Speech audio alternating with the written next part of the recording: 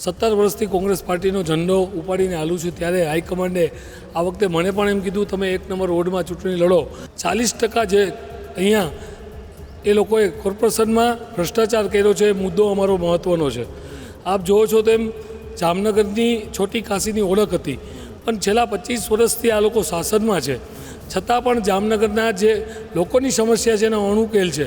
જામનગરના જે લોકો શાસન ઉપર બેસે છે એ જનતાના જે ટેક્સ રૂપી પૈસા છે તે ચૂસવાનું જ કામ કરે છે. રંગમતી નદીમાં જે રિવરફ્રન્ટ બનવાની વાત કરી એને ઊંડી કરવામાં રેતી નીકળી એ પણ બારોબાર વેચી નાખી છે. ક્યાંક ભૂલ થઈ હતી, ગયા વખતે પણ થઈ હતી ને આગલા ટર્મમાં થઈ હતી, પણ ઉમેદવારની પ્રક્રિયામાં ક્યાંક કોંગ્રેસે ભૂલ કરી હોય. આ સામે સરકાર જ્યારે કોંગ્રેસ સરકાર હતી પહેલાં કેન્દ્રમાં ત્યારે સારા કામ થતા હતા. અત્યારે તમે જુઓ છો કે ગુજરાતમાં ભાજપની સરકાર, કેન્દ્રમાં ભાજપની સરકાર, અહીંયા પણ ભાજપની સરકાર, તો ક્યાંક ને ક્યાંક સરકાર દમન એની પાસે બધું છે, સત્તા છે, પોલીસ છે, દમન કરે છે. તો ક્યાંક નબળા ઉમેદવારને લોકોને બીવડાવે છે, જે ગુનેગાર નથી એને ગુનેગાર સાબિત કરે છે. અને આજે જે ગુનેગાર છે એ ભાજપના કામ કરે છે, પોલીસ પણ ક્યાંક ભાજપના કામ કરે છે. તો આના હિસાબે ક્યાંક સામદનમાં એ આગળ હોય છે. અહીંયા પણ આમ આદમી પાર્ટી લડી રહી છે, તો આપને નથી લાગતું કે કોંગ્રેસ માટે આમ આદમી પાર્ટી એટલી જ નુકસાનકારક અથવા તો નુકસાન પહોંચાડી રહી છે? જરાય નહીં, કેમ કે પહેલાં તો એના ખાના જ પૂરા નથી કરી શક્યા. અહીંયા 64 સીટ છે એ 40 ઉપર લડે છે. એવા વાયદા કર્યા હતા કે અમે સરકારમાં બેસી, કોર્પોરેશનમાં બેસી, એને વિરોધ પક્ષમાં બેસવા માટે પણ સીટ નહીં મળે. કારણ કે સત્તા માટે લડવા માટે સેવા કરવી પડે, સમાજના કામ કરવા પડે, લોકોના કામ કરવા પડે. જામનગરમાં આમ આદમી પાર્ટી આવી, એ લોકોએ મુદ્દો બનાવ્યો, જૂતાકાંડનો મુદ્દો બનાવ્યો, કોંગ્રેસ ઉપર આક્ષેપ નાખ્યા, હાઈલાઇટ થવું આ લોકો આ કરે છે. એની પાસે નીચે તળિયું જ નથી, ક્યાંય એના પાસે કાર્યકર્તા નથી, એક પણ સીટ જામનગરમાં આવવાની નથી. સક્ષમ રીતે આ વખતે જામનગર મહાનગરપાલિકા કોંગ્રેસની બનવાની છે. નમસ્કાર, અમે સૌરાષ્ટ્રમાં ઇલેક્શન કવરેજ માટે નીકળ્યા છીએ અને અત્યારે અમે આવ્યા છીએ જામનગરમાં. સૌરાષ્ટ્રમાં એક ચર્ચા બાકી જિલ્લાઓ ફરતા સાંભળવા મળી કે કોંગ્રેસ આ વખતે અલગ સ્ટ્રેટર્જીથી મેદાનમાં છે. ઘણા લડાયક નેતાઓને પણ મેદાનમાં ઉતાર્યા છે, નવા ચહેરાઓને, ખાસ યુવા ચહેરાઓને પ્રાધાન્ય આપ્યું છે. જામનગરમાં અમે લોકોને પણ મળ્યા, અમને થયું કે પક્ષના નેતાઓને પણ મળીએ અને જાણીએ કે એમની તૈયારી કેવી છે, એમનો મૂડ કેવો છે ને હકીકતમાં મુદ્દા શું છે. કેમ કે સ્થાનિક સ્વરાજની ચૂંટણી મુદ્દા આધારિત હોવી જોઈએ, ન કે હવાઈ. એટલા માટે કોંગ્રેસના શહેર પ્રમુખ અને વોર્ડ નંબર 1ના કોંગ્રેસથી ઉમેદવાર દિગુભા જાડેજા અમારી સાથે છે.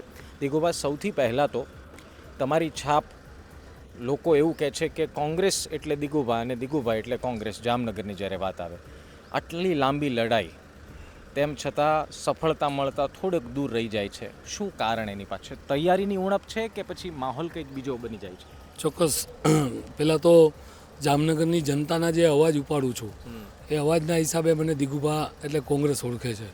હર હંમેશા જ્યારથી કોંગ્રેસ જોઈન કરી છે ત્યારે જનતાની વચ્ચે રહેવું પસંદ કરું છું અને જનતાના મુદ્દાઓને ઉઠાવવું પસંદ કરું છું.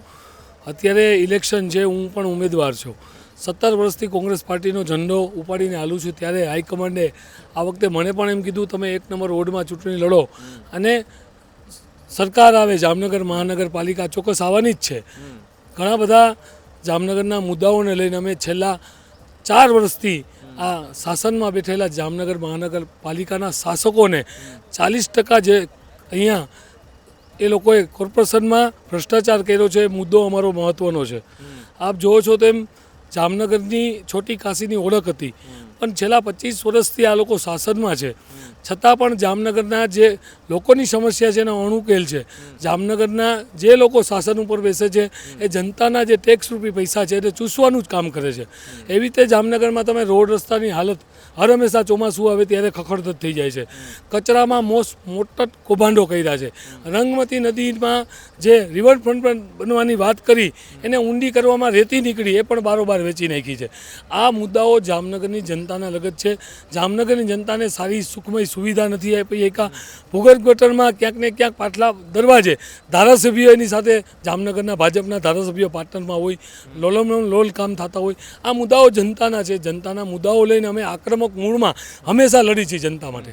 દિગુભા, એક સવાલ એવો થાય કે મુદ્દાઓ દર વર્ષે હોય છે. જ્યારે કોંગ્રેસના નેતાઓ સાથે, આપ જેવા લડાયક નેતાઓ સાથે વાત કરીએ તો એવું જ સાંભળવા મળે કે આ મુદ્દો છે, આ મુદ્દો છે.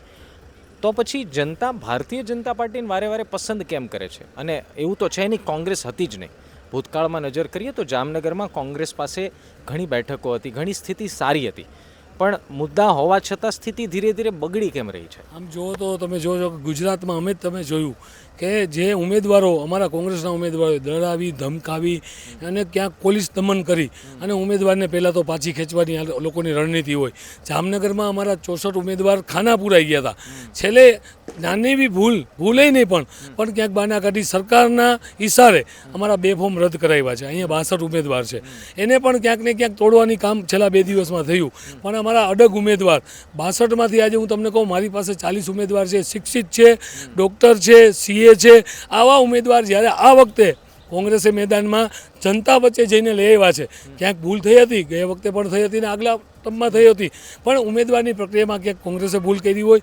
આ સામે સરકાર જ્યારે કોંગ્રેસ સરકાર હતી પહેલાં કેન્દ્રમાં ત્યારે સારા કામ થતા હતા. અત્યારે તમે જુઓ છો કે ગુજરાતમાં ભાજપની સરકાર, કેન્દ્રમાં ભાજપની સરકાર, અહીંયા પણ ભાજપની સરકાર, તો ક્યાંક ને ક્યાંક સરકાર દમન એની પાસે બધું છે, સત્તા છે, પોલીસ છે, દમન કરે છે. તો ક્યાંક નબળા ઉમેદવારને લોકોને બીવડાવે છે, જે ગુનેગાર નથી એને ગુનેગાર સાબિત કરે છે. અને આજે જે ગુનેગાર છે એ ભાજપના કામ કરે છે, પોલીસ પણ ક્યાંક ભાજપના કામ કરે છે. તો આના હિસાબે ક્યાંક સામદનમાં એ આગળ હોય છે.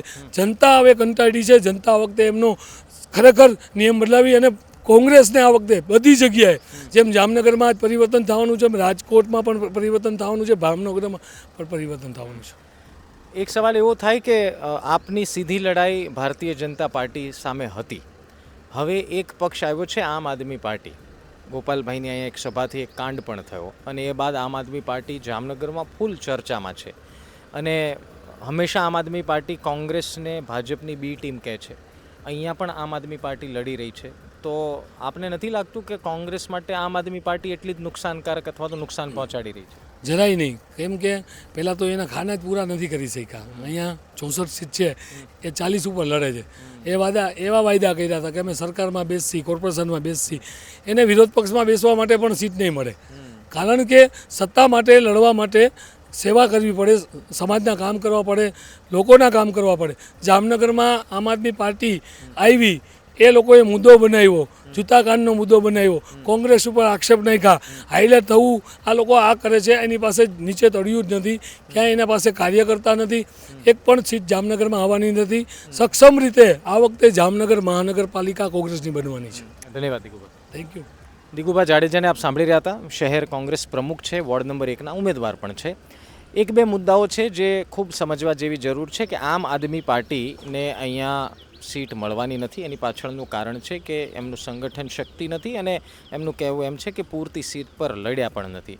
બીજું, ભારતીય જનતા પાર્ટીના કામથી અને એમણે કરેલા અત્યાર સુધી વાયદાથી લોકો ત્રસ્ત છે અને આ વખતે જામનગરમાં એક મોટું પરિવર્તન આવશે એવું દિગુભા જાડેજાનું માનવું છે. 28 તારીખે પરિણામ છે ને ખબર પડશે કે શું થવાનું છે. ત્યાં સુધી આપ કમેન્ટ કરી જણાવશો કે તમારું શું માનવું છે. ધ્યાન રાખો, મજા કરો.